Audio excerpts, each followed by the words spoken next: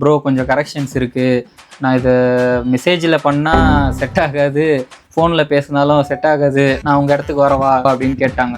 நாங்களும் சரி வாங்க கரெக்ஷன்ஸ் சொல்லுங்கள் அப்படின்ட்டு சொல்லிட்டு வந்தாங்க. ஃபோட்டோ ஜிக்ஸாக் கரெக்ஷன்ஸுக்கே ஒரு மணி நேரம் ஆயிடுச்சு. சரி ஓகே டக்கு ஃப்ளோவில் முடிச்சிட்டோம், நல்லது அப்பா அப்படின்ட்டு. அதுக்கப்புறம் ஒரு 2-3 நாள் கழிச்சு ஒரு மெசேஜ், இன்னைக்கு என்னெல்லாம் பண்ண போறாரோ ப்ரோ எனக்கு இந்த டெக்ஸ்ட் எல்லாம் ஆல்பத்தில் ஆட் பண்ணா நல்லா இருக்கும் அப்படின்ட்டு சொன்னாங்க. சரி ஓகே டெக்ஸ்ட் தானே, நம்மளே தான் டிசைனர், அதனால சரி ஆட் பண்ணிடலாம் அப்படின்ட்டு நானும் கேட்டேன். அவங்க அனுப்பிச்ச அந்த லிஸ்ட்டு கிட்டத்தட்ட ஒரு 20-30 ஃபோட்டோ கிட்ட அனுப்பிச்சிருப்பாங்க.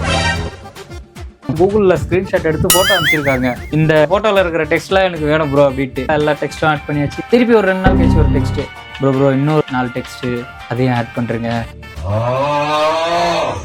அந்த லைன்ஸ்லாம் ஒன்றும் ஆக்சுவலாக கிறிஸ்டின்ஸோட அந்த இஷ்டூலாம் போட்டு இருந்துச்சு. இவ்வளோ அழகாக இருக்கே, இவ்வளோ சூப்பராக இருக்கே லைன்ஸ்லாம் அப்படின்ட்டு ஒன்று ரசிச்சு போட்டேன். தப்பாக்குதுண்ணா.